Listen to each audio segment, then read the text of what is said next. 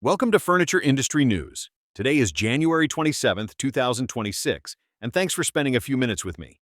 This update is focused on a few big themes that keep coming up across the industry right now: how artificial intelligence is actually being used, what consumers are feeling about the economy, what recent store closures and public market activity tell us about retail, and how global manufacturing shifts, especially involving China, continue to affect the U.S. furniture business.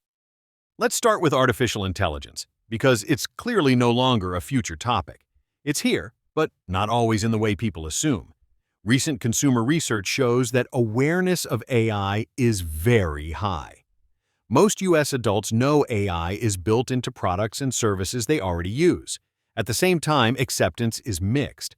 Roughly one-third of consumers say they do not want AI in their technology. The reasons are pretty straightforward. Many say they don't see a real benefit, others are concerned about privacy, and some simply don't want to pay more for features they don't fully understand.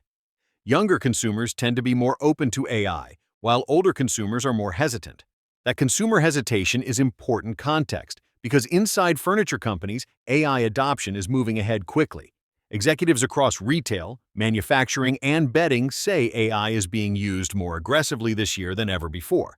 But most of that activity is not customer-facing. The real changes are happening behind the scenes.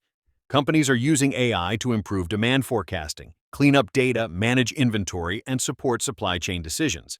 Some are using it to speed up product content creation or help teams analyze large sets of sales and consumer data. The goal is efficiency and better decision-making, not replacing people or turning showrooms into tech demos. In the mattress category especially, the message has been consistent. While there is plenty of talk about smart beds and connected sleep products, the bigger AI impact is quieter. AI is helping teams design better products, refine digital tools for sales associates, and improve how customers interact with brands online. For most companies, AI is becoming another operational tool, not a headline feature. That distinction matters, especially given consumer skepticism. The companies seeing the most value seem to be the ones using AI to strengthen existing processes rather than trying to sell AI itself.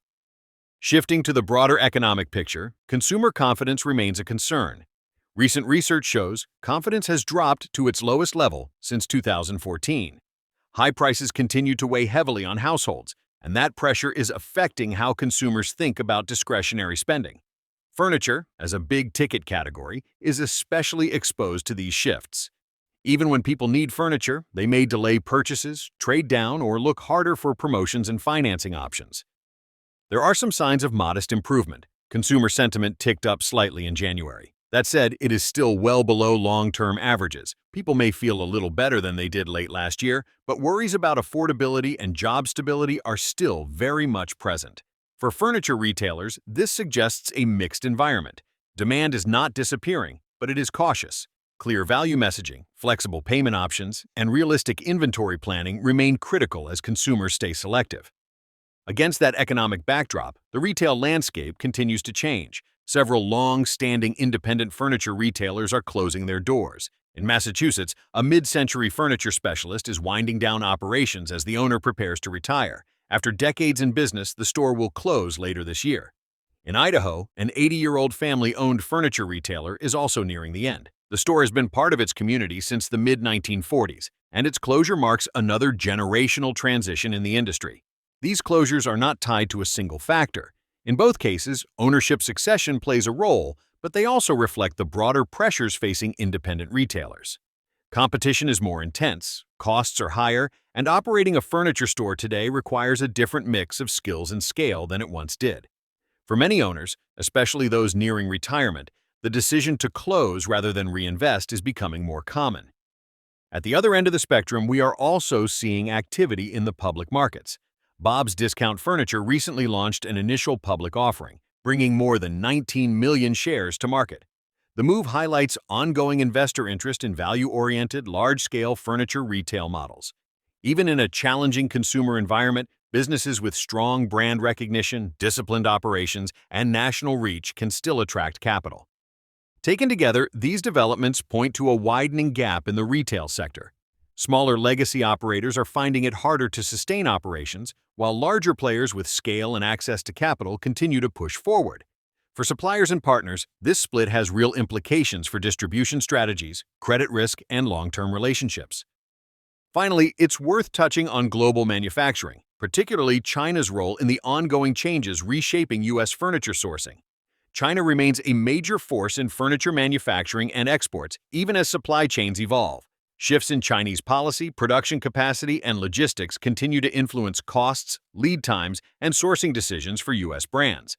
While some manufacturing has diversified to other regions, China's infrastructure and scale still make it a central player in the global furniture ecosystem. For U.S. manufacturers and importers, this means the supply chain remains complex.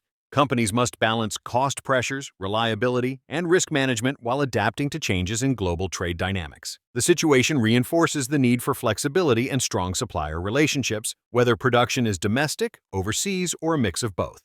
When you step back and look at all of this together, a few themes stand out. Technology is becoming deeply embedded in how furniture companies operate, even if consumers don't always see or embrace it directly. The economic environment remains uncertain, pushing both retailers and shoppers to be more deliberate. Retail continues to consolidate, with fewer but larger players gaining ground, and global manufacturing dynamics are still shifting, requiring constant attention and adaptation. None of these changes are happening overnight, but together they are reshaping how the furniture industry works day to day. For professionals across retail, manufacturing, and supply, staying informed and flexible has never been more important. If you find these updates helpful, be sure to subscribe to Furniture Industry News so you don't miss future episodes.